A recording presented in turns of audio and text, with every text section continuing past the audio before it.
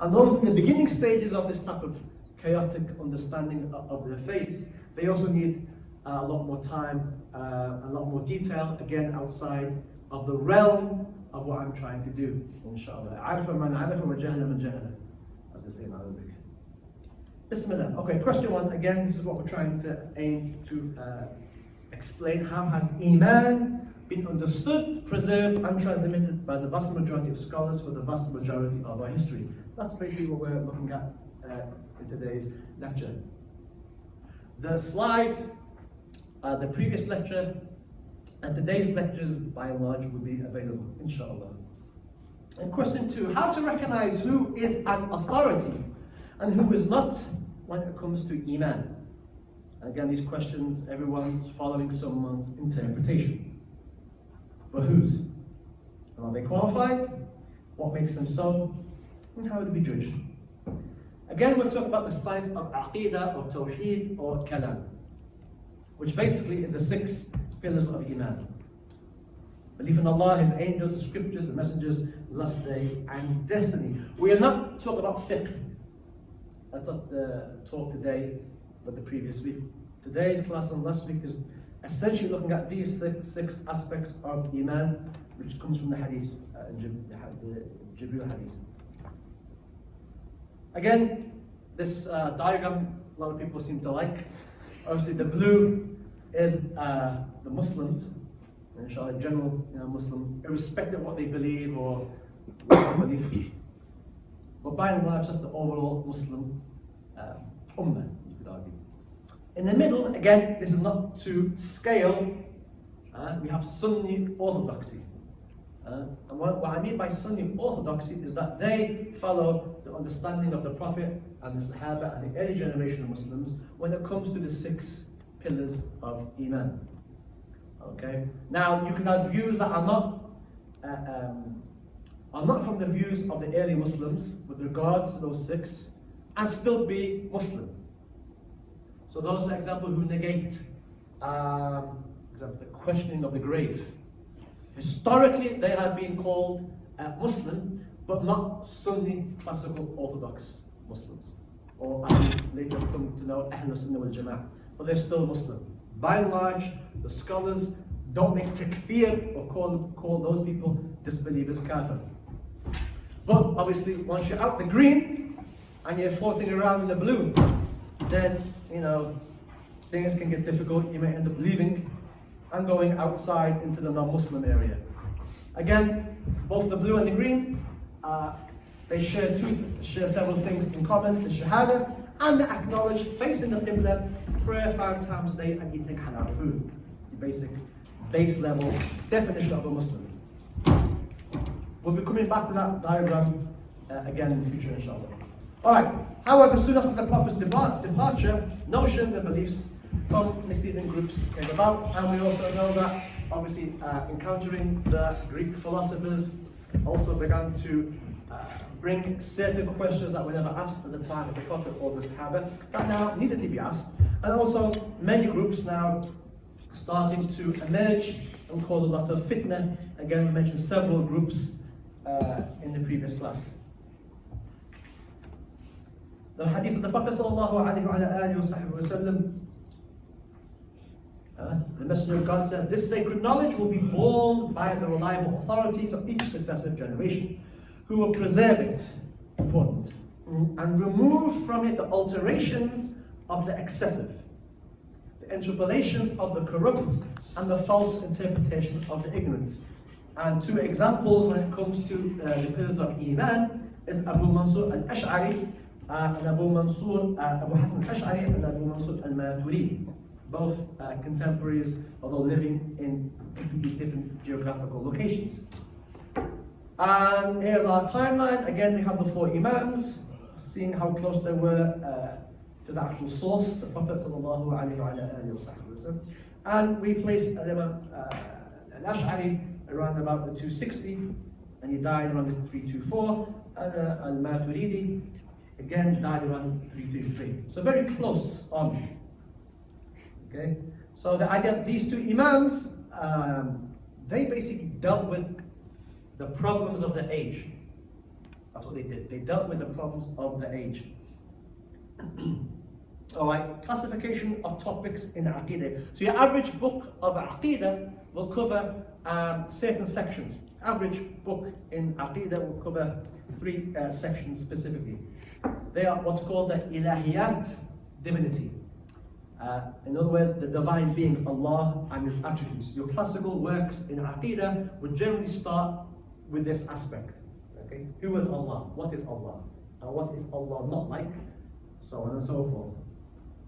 You have a 3rd section which is about the messages and the buwat, the functions of prophethood and that which is associated with them. And then the last section, or the 3rd section of any classical work in Aqidah, which will come to what's called Sam'iyat, which basically talks about what the Prophet ﷺ informed us of, like resurrection, the angels, the grave, so on and so forth, paradise and hellfire. By and large, a lot of the Sam'iyat, the 3rd section, the rational mind would never come to understanding or even knowing had it not been for the Prophet mentioning it. Okay? But your average books in Aqidah would talk about that. Alright, so let's have a look at this, inshallah. The heart of traditional kalam, or Aqidah, as also known, theology, is that after the Shahada, there is no God but Allah, and Muhammad sallallahu alayhi wa sallam is the messenger of Allah. And after acknowledging Allah's infinite perfections and transcendence above any imperfection, it is obligatory for every Muslim to know the following. What is necessary to affirm of Allah? What is wajib? That which is necessary for God in terms of His attributes. We are talking about attributes. Attributes, right? What is impossible for Allah? Again, attributes. We're talking about attributes. And the 3rd, what is possible for Allah? What is possible? Now, some of you may be thinking, what are you talking about? Inshallah. Well, this is what we're going to be explaining today. So, the scholars, the Ash'ari school and the Maturidi school, essentially went through the Quran and Hadith and everything they had, and basically made or put 20 attributes that Allah has, the basics. These are the fundamental attributes that Allah has. And you'll see a lot of them make sense. Allah exists. That's a fundamental aspect of Allah. Allah is without a beginning, or He is beginningless. He has a beginning. And He's without an end, or everlasting, or endlessness. Allah is self-subsistence, not needing any place or determinant to exist.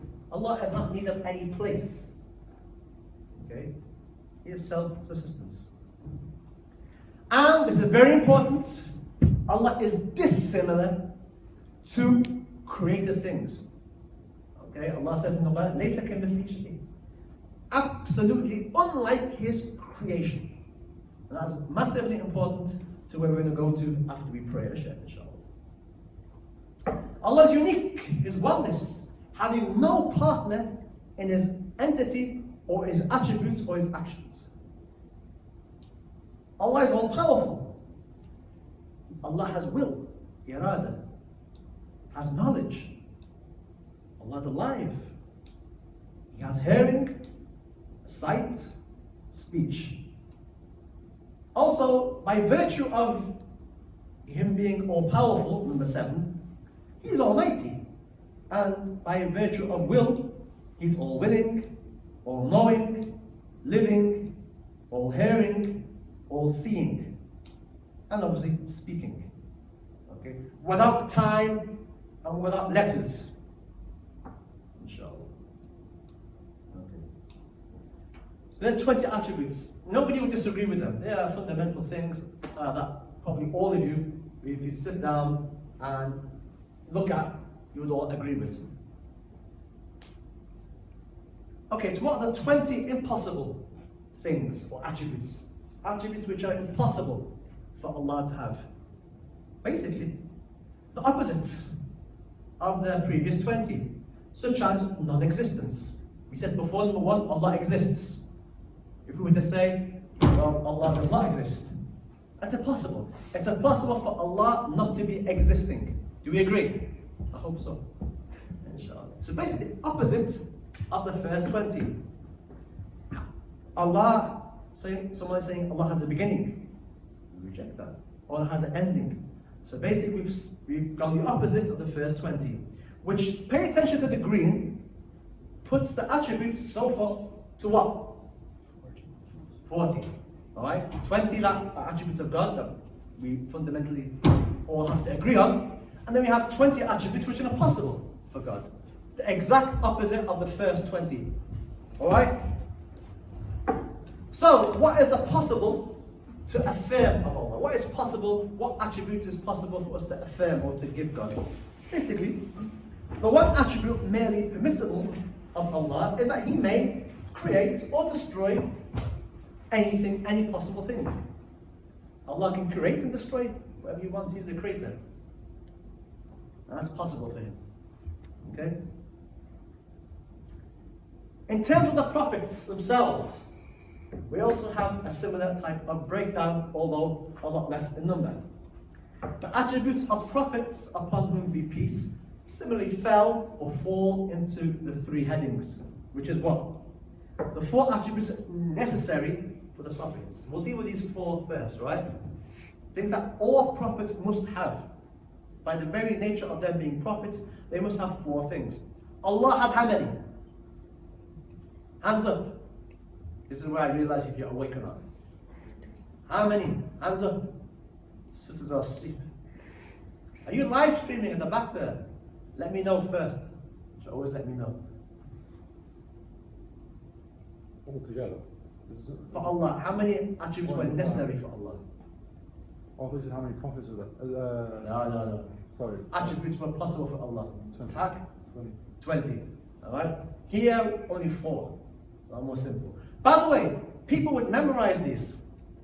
Alright? You'd memorize these off by heart. Alright? And there's a poem called Aqidat al-Awam, the Aqidah of the common people, which basically is a poem that you people would memorize. Inshallah. So the 4 attributes necessary of the prophets, which is, again, pay attention to the green, because we're looking at all together, telling the truth. All prophets must tell the truth. That's the attribute. How can you have a prophet that does not tell the truth? And they keep their trusts amana. Whatever they've been given, it's a trust. And conveying to mankind everything that they were ordered to. They didn't hide anything that Allah told them to give. Okay? And intelligence, all prophets have to be intelligent. Okay? Nobody would argue with those things. So again, we're talking about the 4 attributes that are necessary of prophets. Alright? Every prophet has those 4. So the 4 attributes that are impossible of them are the exact opposites of the previous 4. So that would be what? Who's awake? Lying. Lying, treachery, khayana, concealing what they were ordered to reveal, and feeble-mindedness. Alright? Exact opposite of the 4 things that all prophets must have. Alright?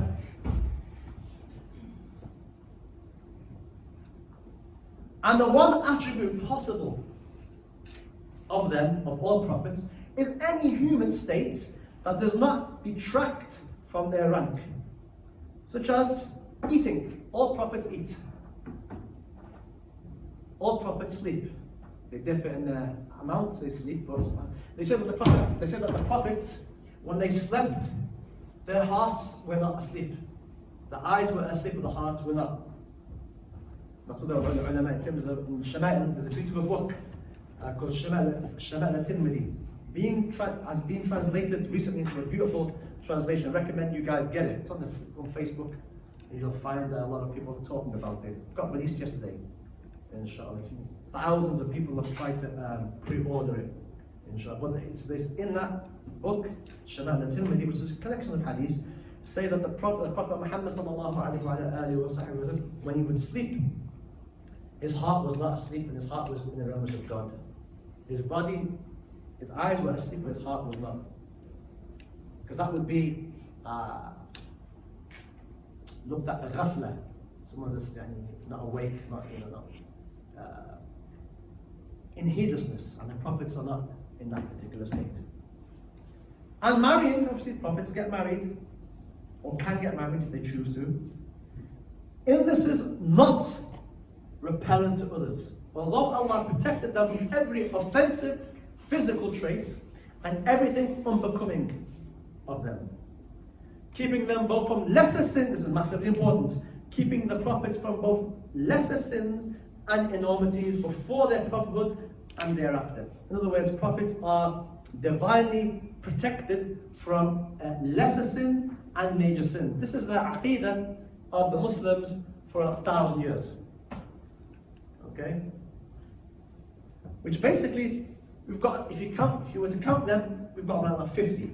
So when one reflects on these 50 fundamental tenets of faith, which students memorized over the centuries, it is not difficult to understand why the Ash'ari and the Maturidi kalam or aqidah or theology was identified with Islamic orthodoxy for over a millennium. Namely, they are the tenets of the Quran and Sunnah. So the Ash'ari school and the Maturidi school, they did not bring anything new. They just codified everything. They just looked at what the Sahaba, what they got from the Prophet, what the Sahaba brought from what the Sahaba taught, and codified it into 20. Made it simple, right? Well, these attributes were spread around the Quran in Hadith. They just looked at it and just summarized it. 20, there you go. Don't have to look at all the verses of the Quran, just believe in those 20. What are the things that are impossible? The opposite of the first 20. Well, what is fundamentally required of us to believe about our prophets? Well, these four. They've done all that work for you. At the time of the Prophet, that wasn't the case. There wasn't the need. But as time went on, these two schools, Ash'ari and the Maturidi, reacted to the problems of the age and the questions of the age, and then began to formalize a structure, much in the same way as who before them? In fiqh. The four schools. They reacted. They formalized and reacted to the problems of the age and produced the four schools, and now we know how to pray, how to fast, how to do zakah. Same thing here. They did not bring anything new.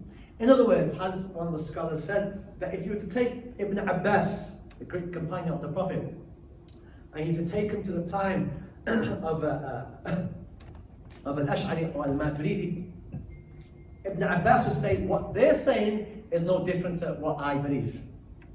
That's what I'm trying to say. And if you were to take al-Ash'ari or al-Maturidi and put them at the time of the Prophet, they would hear what the Sahaba was saying, what the Prophet was saying, no different to what they were saying. In a nutshell, very simply put, that's what is being said here. They did not bring anything new. Right. I think now is a good time to pray. Inshallah. But before we pray, I take it issues come in, right? Okay, inshallah. Before I go on, the next part, I'll give you a brief taster of what we're going to come to next, alright? And just try and stay awake for it. That's right. If you need to go and have a coffee, throw water on your face, whatever, because the next part is tremendously important that you understand, you're completely awake for the next part. Because I've sat with several people after preparing this, and I've had to go back and rejig a lot of different things. So that shows me that there are certain things in this next section that people have issues or have confusions and want clarification on. And again, the audience is split into three from what I've seen so far. Those of you who this is all new and have no problems, ahlan wa sahlan, and they're the group, mashallah, that there's no problems with, alhamdulillah, which is good. And that's, you could argue there's an inayah, a protection from Allah.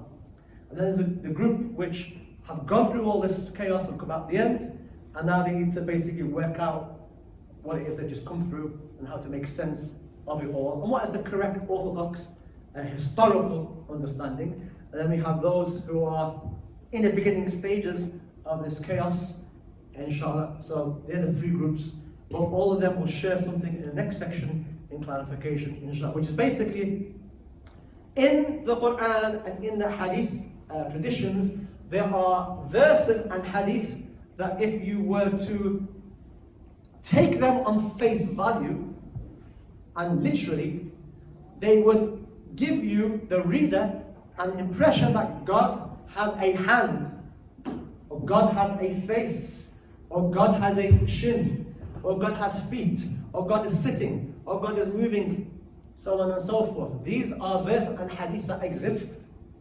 And historically, the Ummah has looked at these verses and dealt with them in two specific ways that have been agreed upon, but it's also led to controversies, as we will find out inshallah, because some people have taken them literally. Alright, some have taken them literally, that's problematic. But why this particular controversy? Why don't you talk about Qadr? Why don't you talk about the punishment of the grave and people rejecting that? Well, the reason why I'm picking this one is that this one is massively disseminated in this day and age. And again, I've sat with several people who already have these views and trying to work through them, so they understand why these views are wrong, inshallah. But it's this particular aspect, giving or thinking that God is in the sky or sitting or has a face or has bodily features, something in the past that existed, but has now seemed to, like, for wisdom of Allah, has come on full blast. And a lot of people either have been exposed to it or even have these views. There may be people sitting in the audience who think that Allah is actually sitting, or Allah has a hand, physical, literal hand, or something, Allah has an eye, for example. Allah has these type of things. There may be people sitting here, or there may be people listening. And then those who haven't, alhamdulillah, and I'm going to hopefully give you more information, inshallah, more knowledge, so you never ever think in that particular way, inshallah ta'ala. So, we will break for Isha. Isha's coming, right, Muhammad? Isha's coming, right? Inshallah. Alright, Bismillah. Fasten your seatbelts. It's important you're awake. Do whatever you need to do to be awake. Alright, there's a thing called ambiguous verses or hadiths. And what I mean by that, they are verses or hadiths that were taken literally on the outward first response or the first impression they give you. It would give you the impression that Allah has bodily attributes.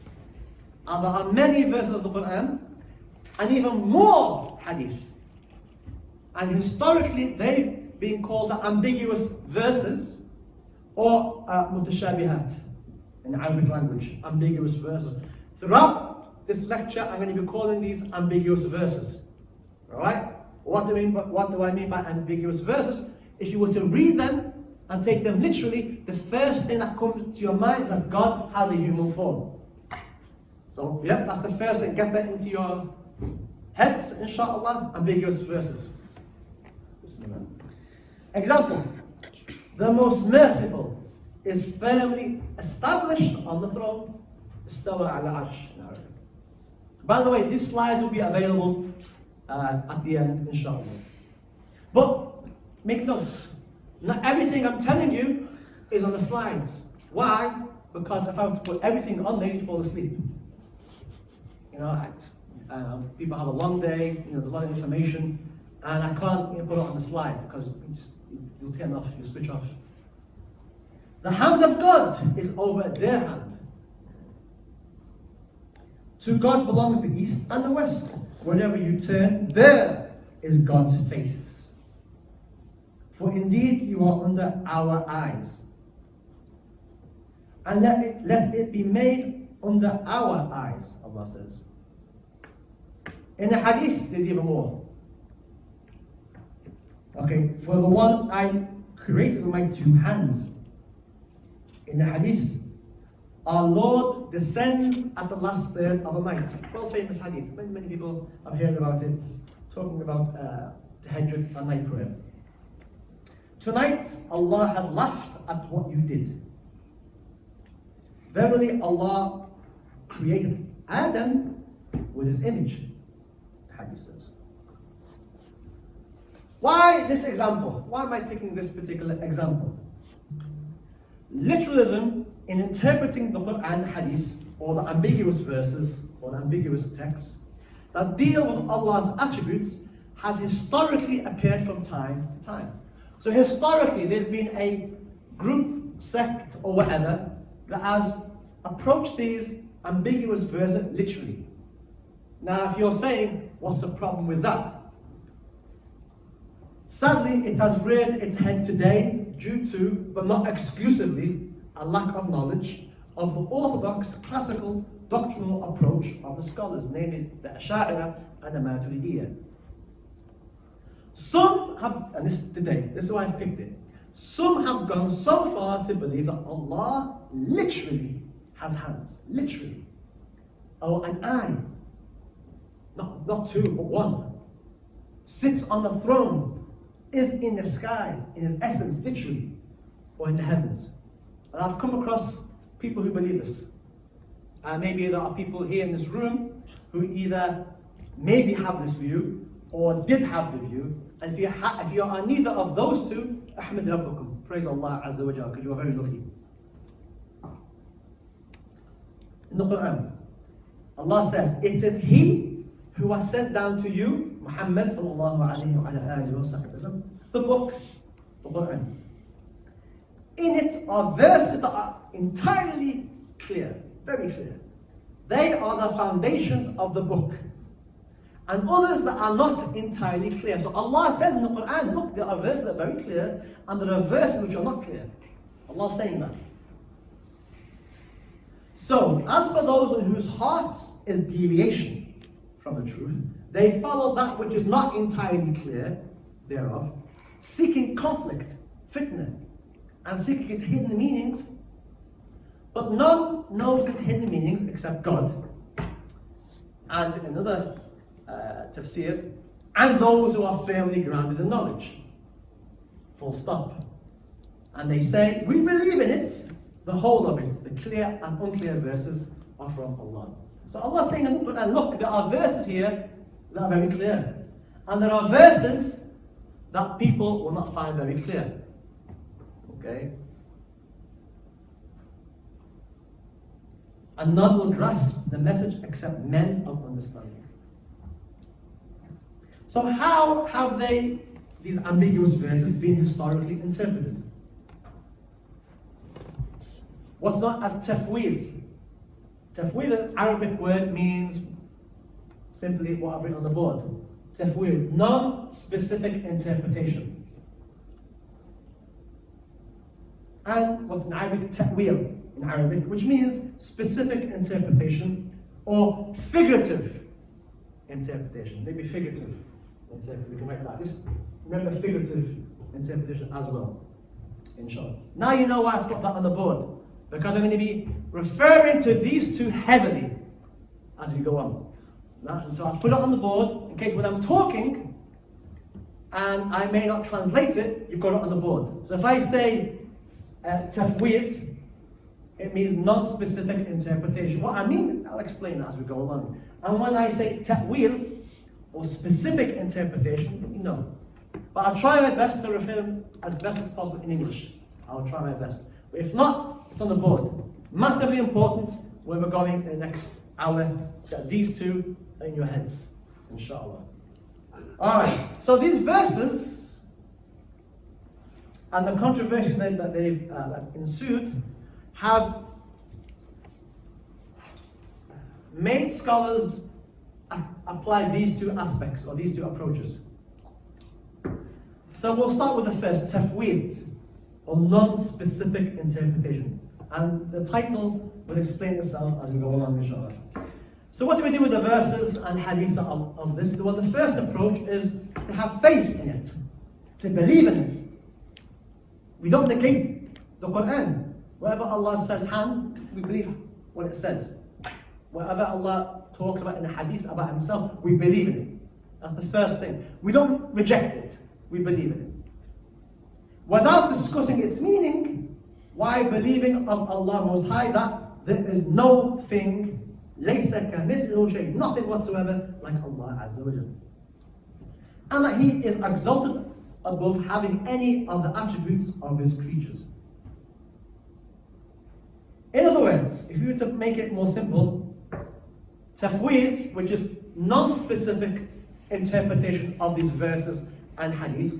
When I say non-specific, we mean we are not interpreting them, we are just leaving them. Specifically, it means accepting the verses, hadith, and these ambiguous texts, as they have come, without saying or claiming to know how they are meant. In brackets, we don't interpret them. Whenever Allah says hand, we leave it. We don't interpret it. Okay? Whenever the hadith talk about Allah descending, we don't interpret it. We just we believe in it.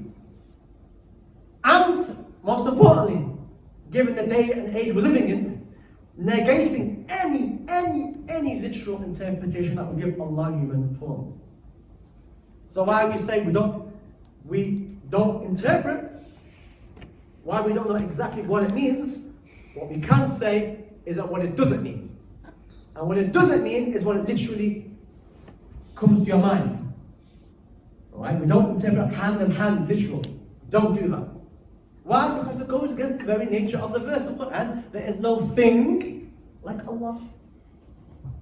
And the third aspect, and we consign to Allah the actual meaning of these mutashabihat or unapparent meanings or ambiguous verses of the Quran and Hadith. That's tafweed. In other words, accept it.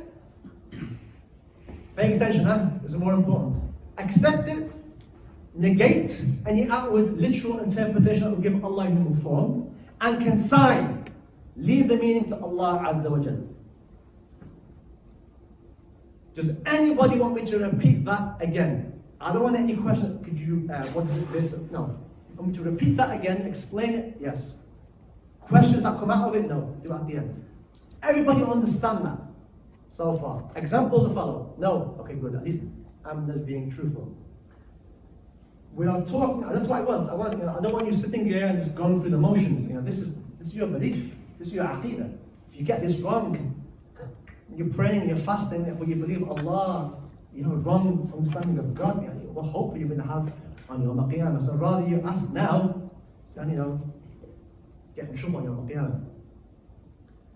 We're talking about the verses and hadith that are called ambiguous. Ambiguous because the exact meaning of what's intended, we don't know exactly what it means here. And there are many verses in the Quran and many hadith. And what the issue here, the challenge that scholars had in the past, was that if you were to take them literally, it would give God human attributes. So Allah mentions yad, hand in the Quran.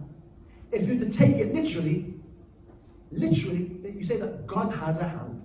And then it says in the Quran, you say, well, akhi, it's in the Quran, God has a hand. But the problem there is that it goes against this verse. There is nothing like God. So how can you say God has a hand, has a face, has this, as is mentioned in the Quran, and Allah is established over the throne, so on and so forth? How can you say that, but at the same time, in the same Quran, it says there's nothing like Allah? You see, and this is like maybe people who have problems with Islam or want to trying to show contradictions may bring this up. You Muslims say there's nothing like God, but here's God describing himself with hand, and face, and feet, so on and so forth. And this is the problem that the early Muslims had, because people began to take them literally, which goes against the verse of the Quran. So the first way, how do we interpret them? The first way is the most simplest way. We believe in the verse, we believe in the hadith. The exact meaning, Wallahu alam, we consign, we leave that to Allah Azza wa Jalla. We believe in it. But the exact meaning, we don't know. But what we do know, Allah does not literally have a hand. We reject any outward interpretation or what the language used, the image it brings into your mind, we reject that. No. Pennies dropped. That's what we're trying to do. It's tafweed. We leave it to Allah Azza wa Jal, we reject any outward literal interpretation that comes to your mind. Now I know most of you, inshallah, a certain amount of you don't have this problem anyway. I can imagine that. But some do. And some have, inshallah. Alright, so basically, in the bottom we accept the verse hadith. We don't reject the verses of hadith. You know, we don't say this is problematic, let's get rid of the verse of Quran. No, we don't do that. We accept that it's there, come from Allah. But we negate any literal interpretation. We have to reject that because it goes against the very verse. The verse, there is nothing like Allah. While leaving the meaning to Allah. Allah will leave it to you. That's called tafweed. In other words, non-specific interpretation. We are not giving a specific interpretation. We're giving it to God. Now do you understand? Yeah? Anybody want me to repeat that again? Excellent. Early Muslim, or the Salaf as known, endorsements of tafweed. Sufyan ibn Uyayna, from the early Muslims, who died 98 years after the Hijrah, and who said, the interpretation, tafsir, of everything with which Allah has described Himself in His book is to recite it and remain silent about it. These particular verses or hadith, we recite it, remain silent. Believe in it. Which, to be honest, before I was introduced to this madness that exists, the chaos outside, I always did that anyway. But after coming across people who are pushing a literal view, then you start thinking about these things. Imam Shafi'i, famous scholar from the early Muslims, said, I believe in what has come from Allah as it was intended by Allah, and I believe in what has come from the Messenger sallallahu alaihi wasallam as it was intended by the Messenger of Allah sallallahu alaihi wasallam. Imam Ahmad, famous Imam, was asked about the verse concerning the throne and hadiths mentioning Allah's descending or seeing Allah and placing His foot in hell. It's a hadith that suggests that Allah, that can be translated into English as Allah places His foot into hell, and the like. What did Imam Ahmad say about these things? We believe in them and consider them true, without how and without meaning. Bila kayfa wa bila ma'na. Just leave it, stop. We stop there, full stop. Don't go any further. Alright? He is established upon the throne, istawa al-arsh, however He wills and as He wills, without any limit or any description that may be made by any describer. So it's very simple. All we're saying is that just believe in it. Don't take it literally. Believe in it. What does it mean? Leave it to Allah. That's it.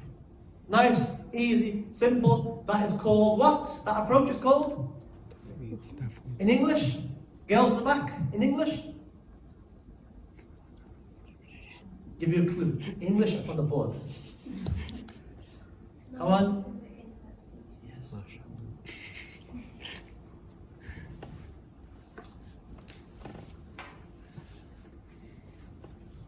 Alright, pay attention. This is where it gets interesting. So tafweed, or non-specific interpretation, or as some people say, consigning the meaning to Allah, leaving the meaning to Allah, was the preferred method of early Muslim scholars, the Salaf. When I say Salaf, I mean the early Muslims. That's all I mean. And it was deemed the safest. That approach was the safest approach. You see? Safest approach.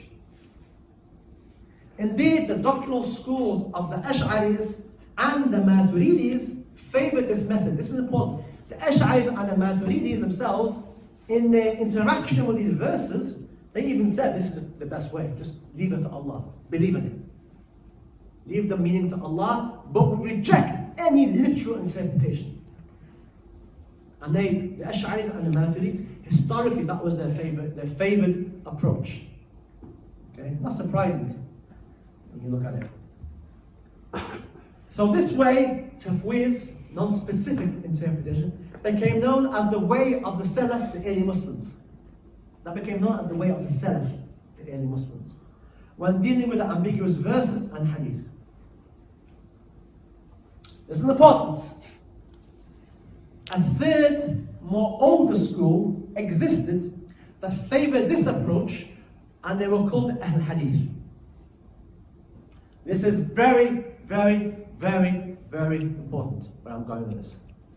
Some of you may ask or maybe question, why have you left this to now, this part, Ahl Hadith? Well, first of all, I don't want to confuse you. And secondly, I don't want to confuse you.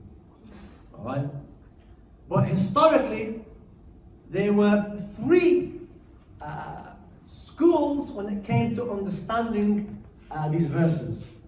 The Ash'ara and the Maturidiyya, which we spoke about, and they were quite famous. And we also have a third, like the old school type of approach. And they were called Ahl Hadith, the people of Hadith. Alright? Now, I'm going to spend a bit of time because who are they?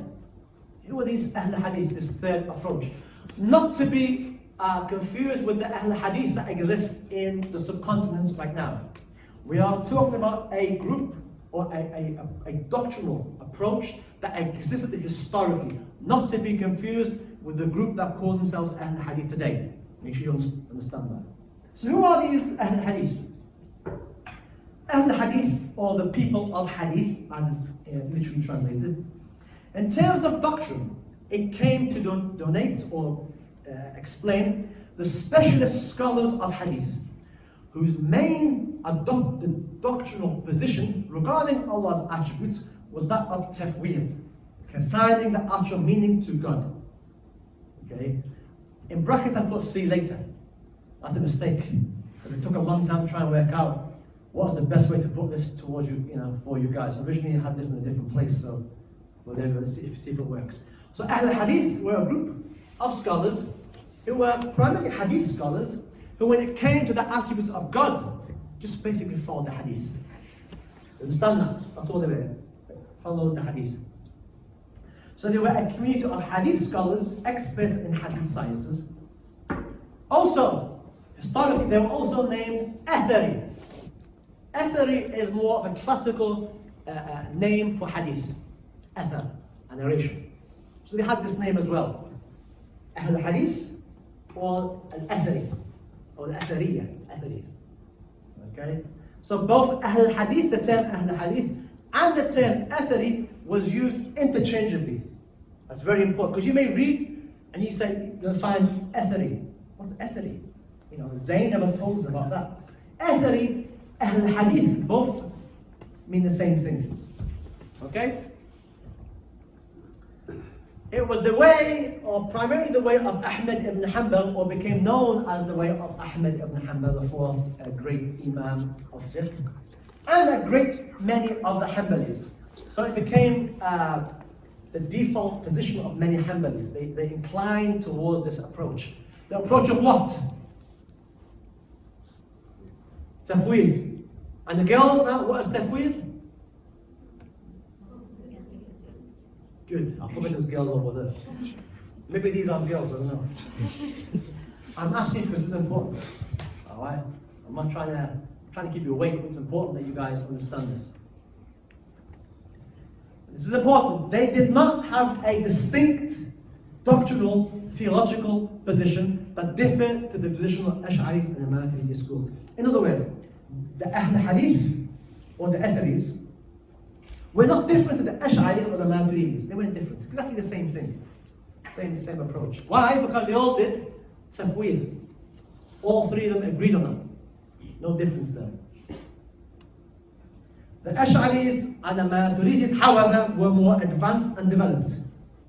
And the reason for that, who can tell me why were the later the school of Ash'ari and the Maturidi, why do you think that was more developed? Hands up. This is why I sit down for a few minutes. Why do you think they were more developed than the old school Atharis? Muhammad? Because there was more chaos. Excellent. Yeah, there was more chaos. There's a lot more chaos at the time of Al-Ash'ari and the Maturidi. If you can imagine, they were dealing with the atheists, attacking Islam on one hand, and the Muslims, running riot, saying all kinds of crazy things. On the other hand, and these things did not exist with the old school Athari or Hadith. And that's why following the Hadith was easy. They weren't dealing with the issues. So the Ash'ari and the Maturidi school, far more developed because they were answering the problems of the age. And one thing you have to realize is that the beauty of Islam is that whenever there's been a need to defend or to defend Islam, Allah has always brought people to do it. Always. Whether it's militarily or whether it's in the realm of knowledge, whenever people have tried to derail, Allah has always come and manifested truth through scholars. And that's the only way you could really look at this, to understand it, that Allah brings out people. When other faiths, don't understand, other faiths completely collapsed. When similar circumstances arrived, for example, in other faiths, they collapsed pretty quickly. Islam survived. You see, to this day, it survives. And that's from His promise, He will preserve His deen. If anything, that should give you iman. So that every moment, every critical juncture in our faith, Allah has brought scholars to deal with the issues. Oh, that's amazing. Don't you think? Am I the only one who thinks it's amazing? Who thinks it's amazing? Put your hand up. Slow hand then. Coming up there. You at the back, is that amazing? Not me, I mean this is the past. Alright. The doctrinal schools and Aqidah who favoured Tafweed. So the Ash'aris, Maturidi, and Hadith Athari. When we say Ash'ari, we mean people who follow his understanding of the Quran and Sunnah according to the Salaf. When you break it down in terms of followers, the Malikis and the Shafi'is generally tend to be Ash'ari. The Maturidis generally become Hanafis, by and large. And Ahl Hadith or Atharis generally tend to be Hanbalis. If you want to break it down in terms of followers of fiqh, that's how the cards fall, historically. Okay. Note, there is no fourth doctrinal school. And that's been the way for over a millennium. Alright, this is important. Now, these ambiguous verses in hadith and the rise of literalism. This is the problem. This is where I'm going with it, which is here. If the ambiguous, and by the ambiguous I mean the verses and the Quran and hadith, were taken literally, they would contradict the verse of the Quran. Which verse of the Quran would they contradict? Verily, Allah is absolutely free of need of anything in the world. Allah does not need anything. Allah does not need a chair to sit on. Allah does not need a hand. Allah does not need any of these things in creation. Why? Because Allah said in the Quran, I have no need. I am Allah. I'm greater than all this. You need hands. You need a seat. You need a chair. You need an eye. I don't need any of these things. And also there is nothing, no thing whatsoever like unto Him. Nothing like Allah. Well, if you're going to take Him literally, then you're going to start seeing things like Allah, right? You're going to start to see similarities. And that's where the problem of literalism takes you. So sadly, literalism became more popular and widespread with the expansion of the Muslim world. Islam started going to certain countries, certain regions, more people became Muslim. And they brought their baggages with them.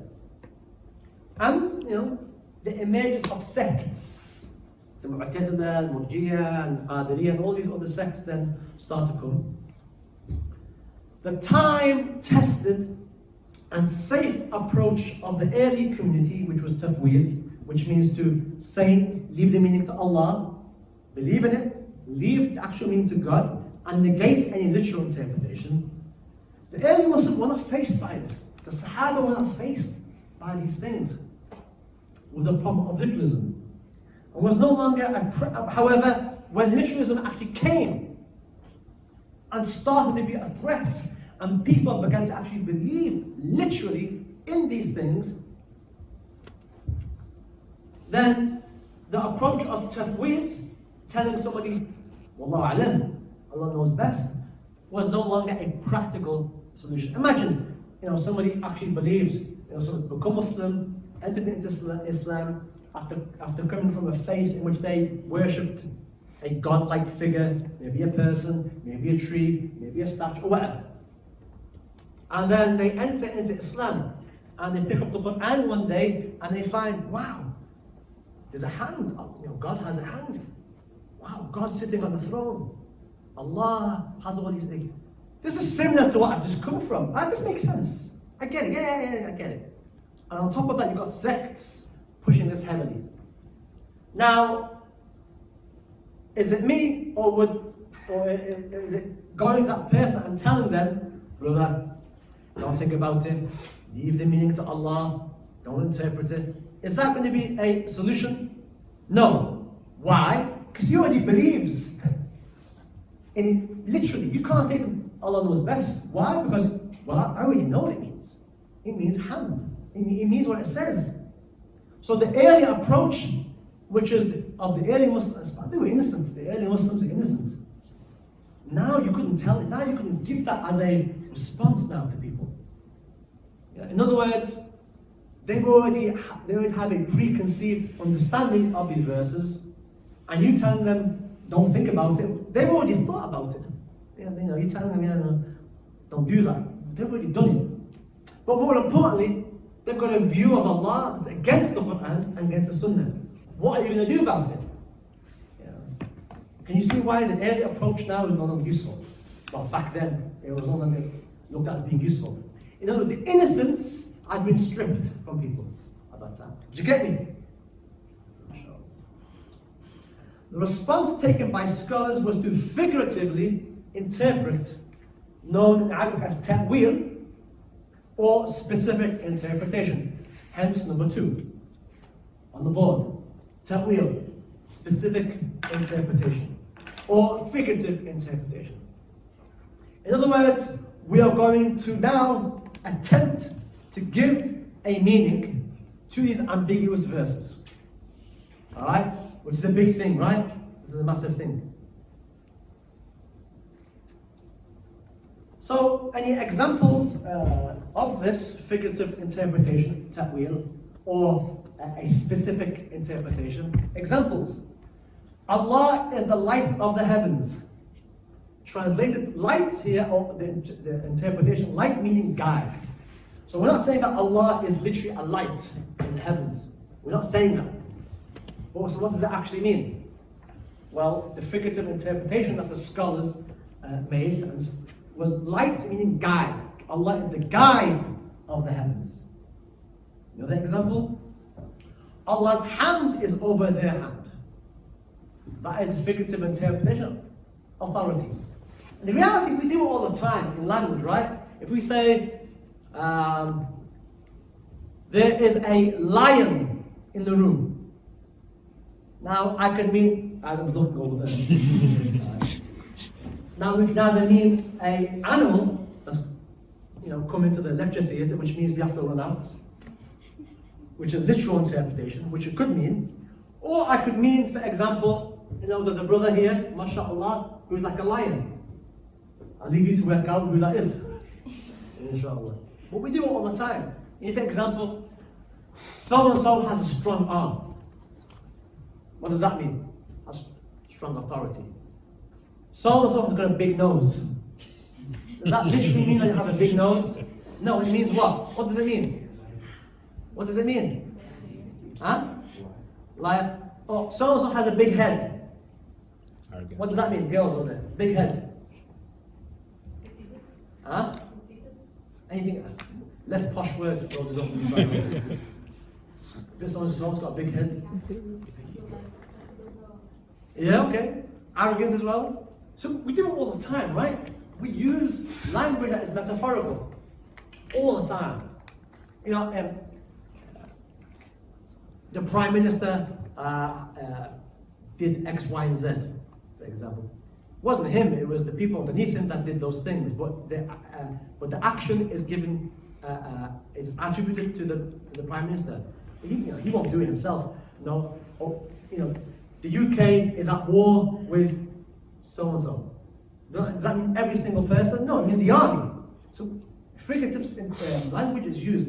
And Arabic is no less of an example. Arabic is more figurative speech and beauty. It's part of the beauty of the Arabic language that it has figurative meanings. It's very beautiful. Imagine if everything was literal. It'd be bland. The Arabic language, the Quran, full of figurative interpretations. It's the beauty of the language. English as well, there's a lot there as well. Everything shall perish, Allah says in the Quran, except the face of God. Do we take that literally? No, it means except for Him. Which Allah, except for God. So that language is put in a way in which the Arabs understood it. Okay? Your Lord comes, Allah says in the Quran. How can that be figuratively interpreted? Literally? No. We reject any literal God is coming. No, His reward comes. Do you feel shame? Do you feel safe from He who is in the heavens? The ulama interpreted that to mean the angel of punishment. And when Allah says, do you feel safe from He who is in the heavens? Who is in the heavens? Not Allah. Well, who is? The angel of punishment. In other words, Allah is saying, are you safe? You feel safe? Otherwise, we'll send the angel of punishment. That's the interpretation that scholars came to, which makes sense. And the Arabic language maintains and sustains such a meaning. Also, obviously, the scholars made conditions. It wasn't just like a free-for-all. Anybody could figuratively interpret. Why? Because you can end up getting it wrong. So the scholars who had deep knowledge of the attributes of God and had deep knowledge of the Arabic language, they were the ones that provided a understanding. Pay attention.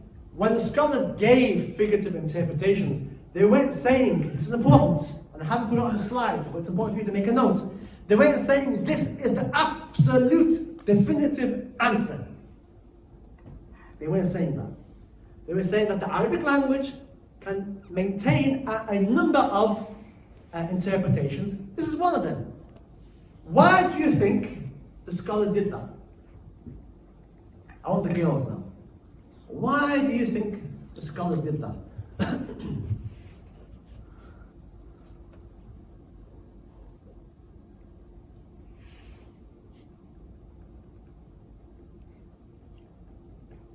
I know a few names, so I'm going to start. Alright, you say them. Is it because only Allah knows for definite? Exactly. Only Allah knows. Scholars had deep fear of Allah, because now they're entering into the realm of interpretation. And if you get it wrong, you're saying something about Allah that is wrong. So what they said, that the Arabic language here has several possible interpretations. We're giving you one, or we're giving you a few. We're not saying definitively this is the meaning behind. We think this is a possible meaning that the Arabic language supports, and the context of the verse or hadith also supports. It's going to make sense. It's going to make sense, both in the language of the Arabs and both in the context of the hadith or the Quran, and does not contradict any verse or any hadith that we know from the attributes of God. Alright? Alright. The Ash'aris and the Maturidis used ta'wil, non-specific. That's a mistake, right? What's the mistake then? What is the mistake? Tafweed. Hands up. It should be specific. Huh? Specific, use a specific. Good.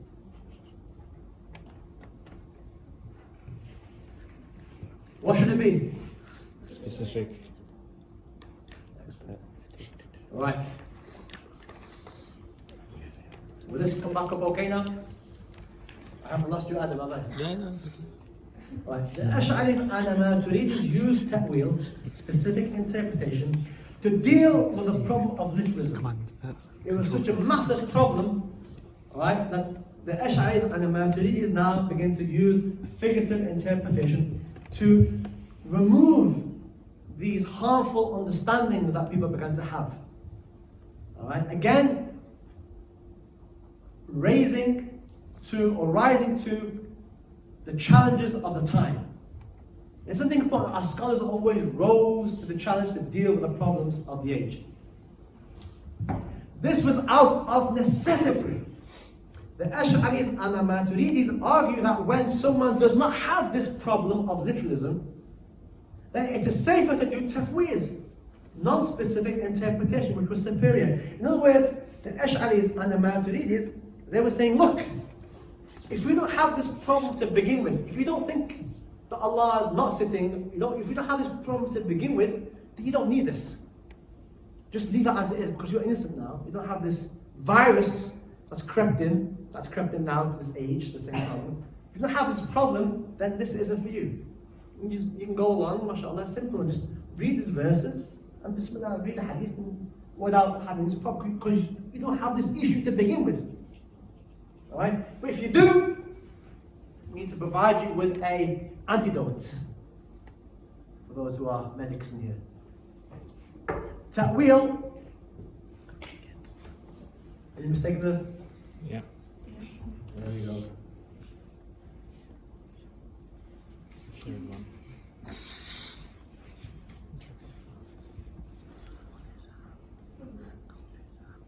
So ta'wil, specific interpretation as an approach, worked and most importantly was accepted by the scholars.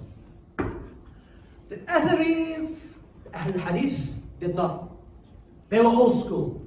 The original Athari, the pre-modern type of doctrinal school, the old school, like nah, just leave it. Don't figuratively interpret. Just leave it as it is. Which is what? Leave it to Allah. We don't know. Just leave it. They did not incline towards figurative interpretation. Alright? Because they're old school. Leave it as it is. Which is fine, but the problem is the age has changed. The people have changed now. You can no longer have that as a practical solution to the problems of people believing Allah now is like in the heavens or sat on the throne or whatever. The Atharis and the Ahl Hadith did not and preferred the way of tafweed, non-specific interpretation, but they respected the Ash'aris and the Maturidis. This is important. Although they did not agree with that figurative interpretation, they did not call the Ash'aris and the Maturidis as kafirs or heretics. They didn't do that. Okay, we respect you.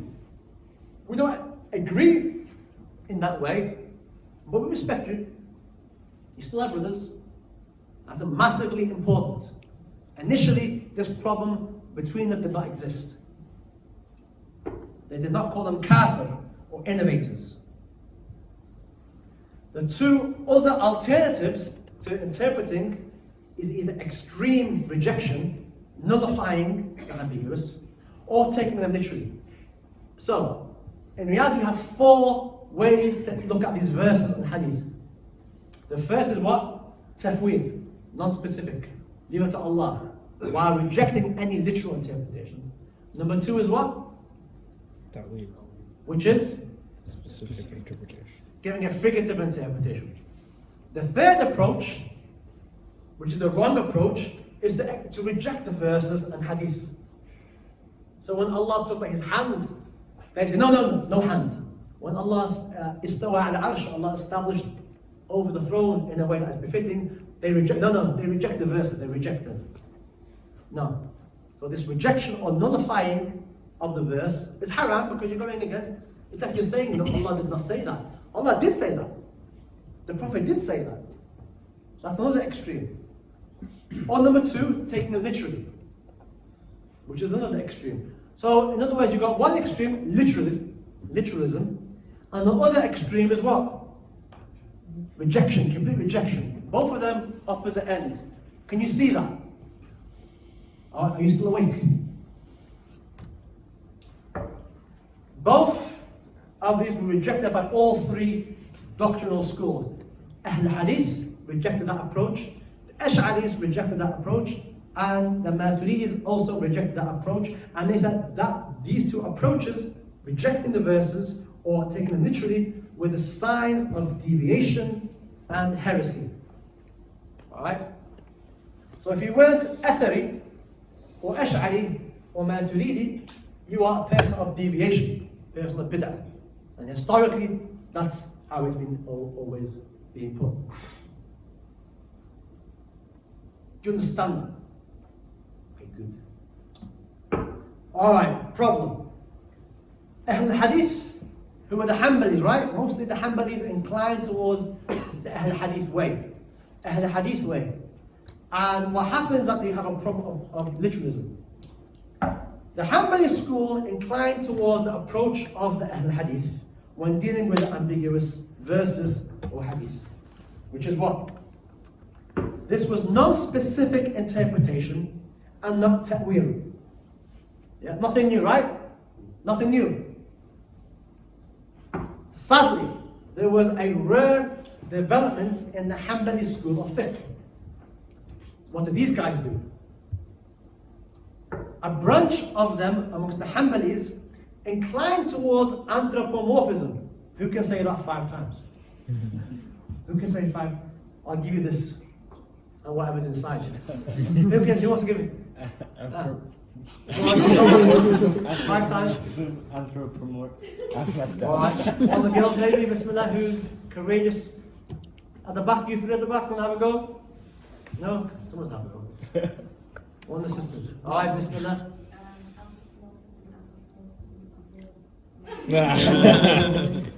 Alright, you get that. At the end.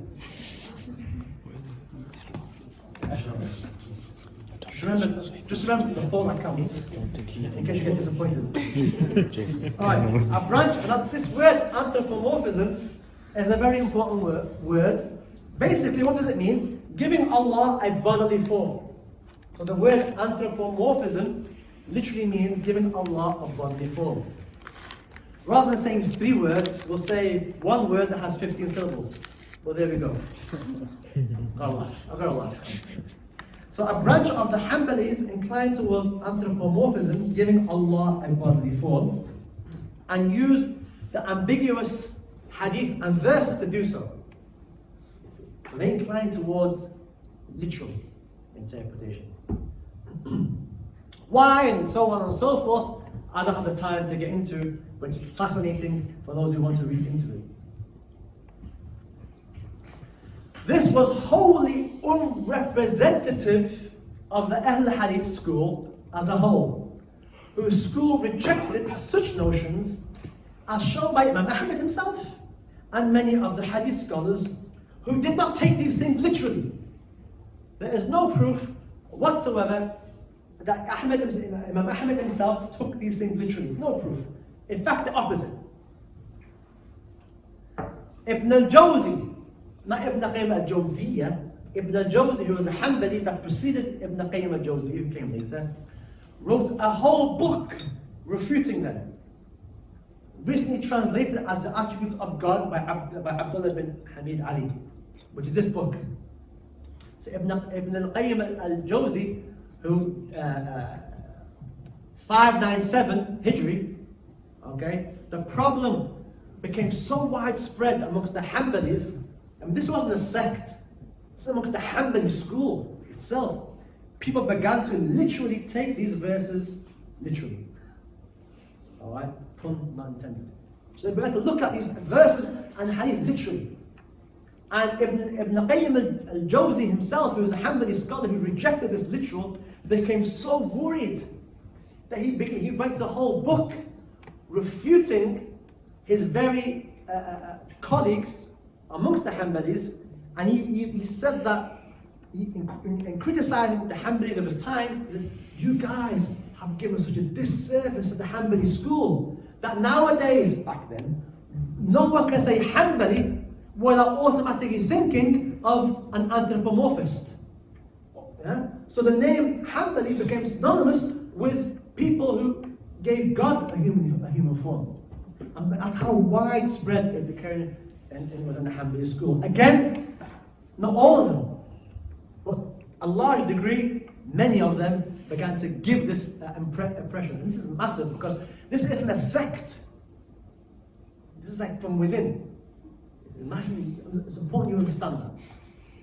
So this book has been translated and basically goes through many of the ambiguous things and gives them figurative interpretation. Again, Allah manifesting the truth and bringing somebody, not a prophet, but bringing a scholar to deal with the issues of his age. And basically, he sort of like calms it down and brings back moderation. Excellent book. Excellent, excellent book. Well worth buying, inshallah.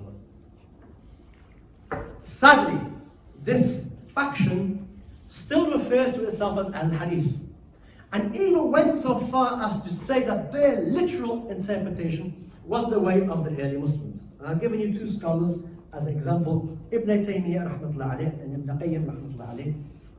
These were scholars who came after Ibn Jawzi. And these two basically were big scholars in their own right from the Hanbali school who gave this interpretation, literal interpretation, such weight by the sheer status that they had. It gave us such weight that many people began to think that this is the right way. The problem is that they themselves refer to themselves as people, we are Ahl Hadith. Why is that a problem?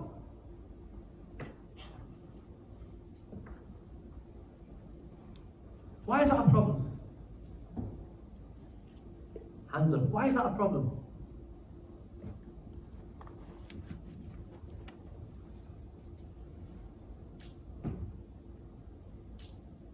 I'll give you a clue. It's the part where you put your hands up and I sit down for a few minutes.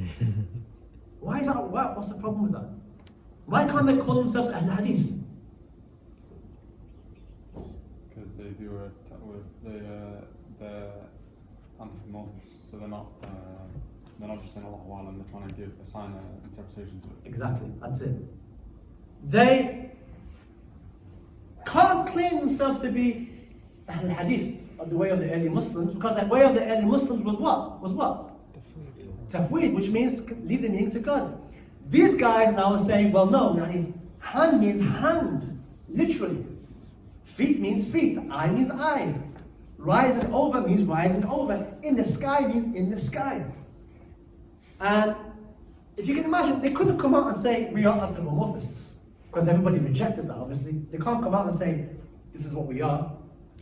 So they remained within the Hanbali school. They were still Hanbalis in fiqh. But when it came to Aqidah, they took this literal interpretation and still claimed it as the way of the early Muslims. Understand that? Hopefully you've understood. Anybody want me to repeat that?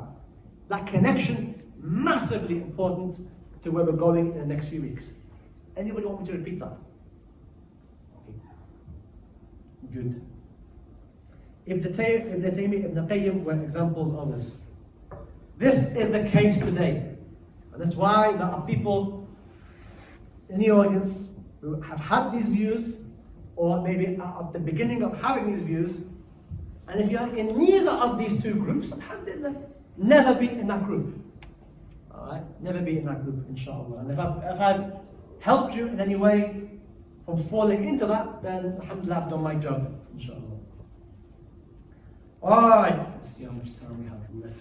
Criticisms of the Ash'aris and the Maturidis by Neo-Hanbalis. Why have I put Neo? It means like the new Hanbalis, not the old school Hanbalis who did Tafweed. These are the new Hanbalis who are literalists. Right? They now criticize the Ash'aris and the Maturidis. Why do you think they did that? Why do you think the new Hanbalis who claim to be Ahl Hadith, but were literalists, why do you think they began to criticize the Ash'aris and the Maturidis? Why do you think there was a problem to begin with?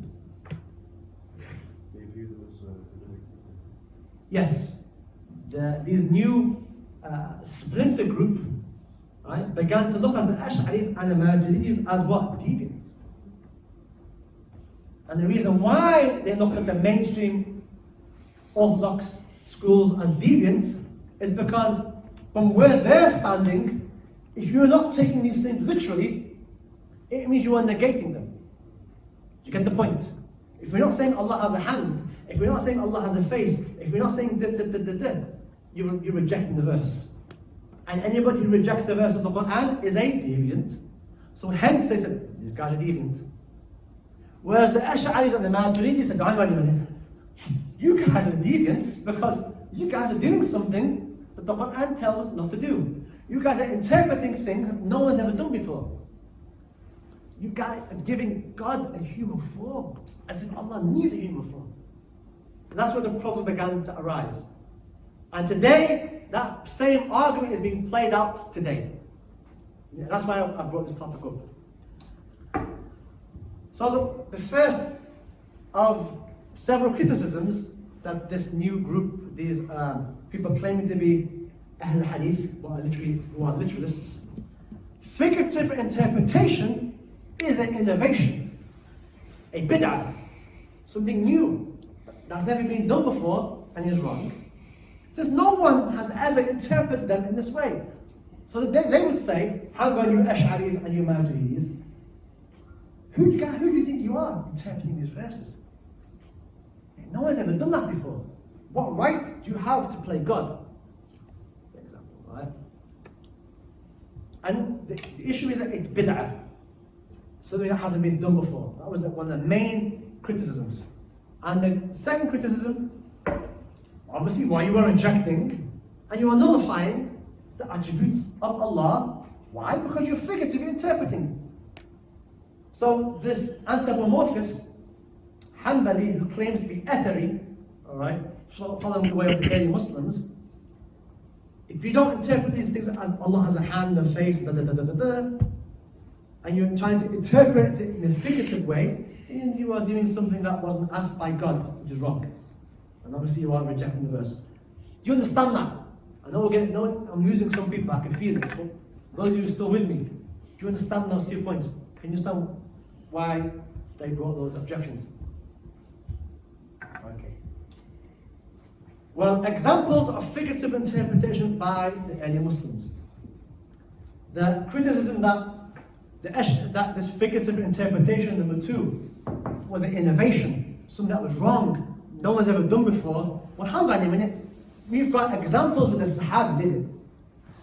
We've got proof the Sahaba figuratively interpreted.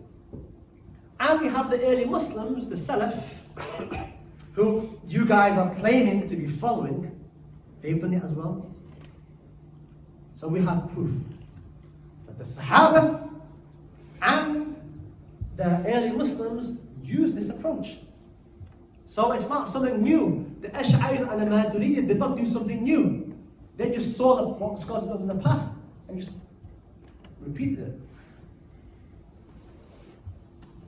So an example, Allah in the Quran, the issue of forgetting. Allah says in the Quran, today we forget you, Allah says, as you have forgotten this day of yours. Now, forgetfulness is an imperfection. Right? If I would say to you, Amna, forgetting, would you feel okay? That's a nice thing to be called, a forgetful person. No, it's a criticism. Alright? It's a criticism. It's not a positive thing. It's an imperfection. Do you get me? So how can we look at this verse and still look at Allah as the greatest perfection that we know? Okay, complete perfection.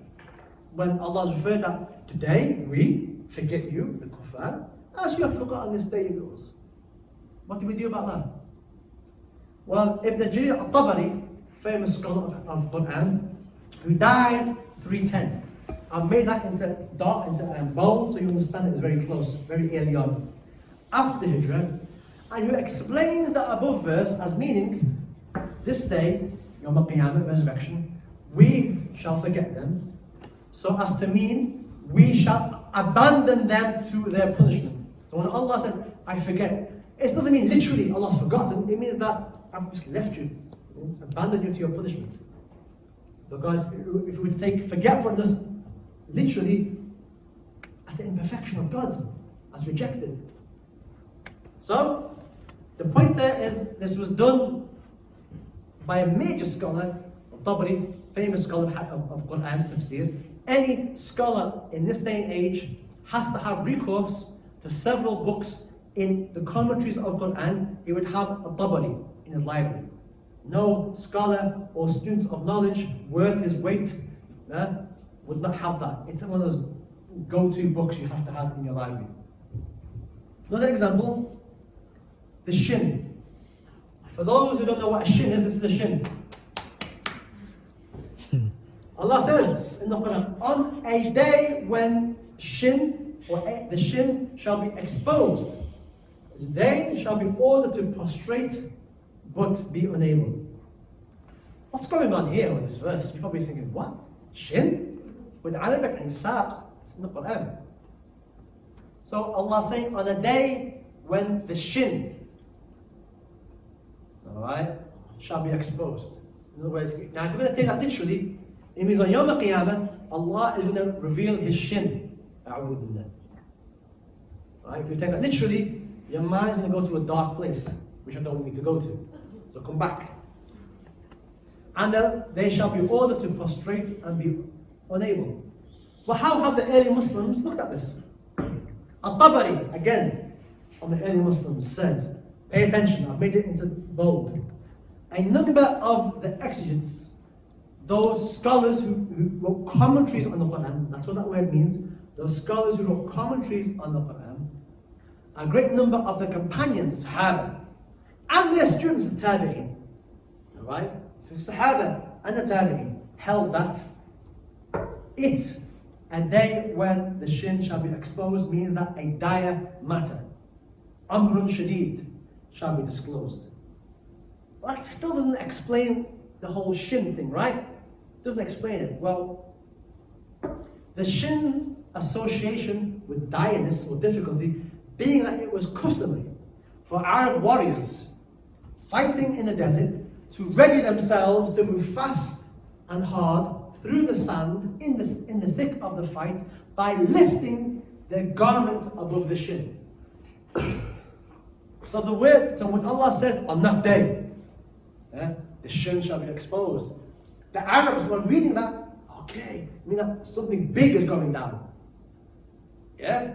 Otherwise, so like today we say, if you got, what does that mean? What does that mean now? Get ready for a Don't fight. do that, pretend, yeah? Get ready for What does that mean? Get ready to fight. The Arabs, they instead of doing that, they would, the shin. In other words, something big is happening, right? Hence, that's why Allah used that in the Quran. Yeah, do you get me? And that's why the scholars, the Sahaba themselves and the Tabi'in said that it means a dire matter. And the Yawm al-Qiyamah is a big thing. Alright, so Allah is getting ready. It's a beautiful analogy. If you get it, it's beautiful. Gives you a nice figurative impression of God, not literal. But my point there is that the Sahaba and the Tabi'in held that. That's been recorded. Allah talks about coming in the Quran. The Hadith master Ibn Kathir reports that Imam al-Bayhaqi related from al-Hakim, from Abu Amr ibn Samak, from Hanbal, the son of the brother Ahmad ibn Hanbal's father. That, pay attention, Ahmad ibn Hanbal himself figuratively interpreted the word of Allah Most High, and your Lord shall come in the Quran. Ahmad ibn Hanbal figuratively interpreted that to mean his reward, Allah's reward will come. That's Ahmad ibn Hanbal, who himself is quite famous for what? The first approach, tafweed. Well, we have it reported. Even Ahmad ibn Hanbal figuratively interpreted. Another example, the throne, the arsh. Allah rose over the throne in the Quran. This signifies His authority, control, and ownership. Istawla. Allah's face, whenever you turn, is the face of God. It means that whenever you turn, Allah is there with His knowledge and power. That's also from the early Muslims. And there's many examples. I'm sure that you get the idea. And if you want to look further, there's books written on this topic. Many examples that I don't have time to go into, inshallah ta'ala. So we have examples of the Sahaba and the early Muslims doing this. So that's the first criticism rejected. And more importantly, even if they didn't, what's wrong with doing it anyway? If the Arabic language supports it, what's wrong? Just because there wasn't a need to do it in the beginning, why should there be a problem doing it now? If the Arabic language supports it, and it does support it, then khalas. Nothing wrong. As long as it does not go against anything else, if it fits in, alhamdulillah. So, we see Ash'aris and the Maturidis. We are rejecting that which is not befitting of Allah's majesty and goes against the Quran. So when we say, hang on brother, we don't believe Allah has a hand or face. Yeah? We are rejecting your interpretation. We are not rejecting the verses or hadith. We affirm. We believe those verses. We believe those hadiths. So what you're rejecting? We're rejecting your literal interpretation. We reject that until the day we die. We're not rejecting the verses or hadith. That's the whole argument. You're rejecting the verse. You're rejecting the hadith. No. Your interpretation, which is the wrong interpretation, that's what we are rejecting. Also, what do you say about the Sahaba and the Salaf? They also figuratively interpreted. If you're going to attack the Ash'aris and the Maturidis for doing this, then you're going to attack the Sahaba for doing it? Obviously you're not. Are they nullifiers? So we are nullifying your literal interpretation, which we are commanded to do so, as it's innovation, since no one has ever interpreted literally. We'll stop there. Hopefully, I have not lost too many people. But again, these slides will be available, inshallah. You can somehow come down.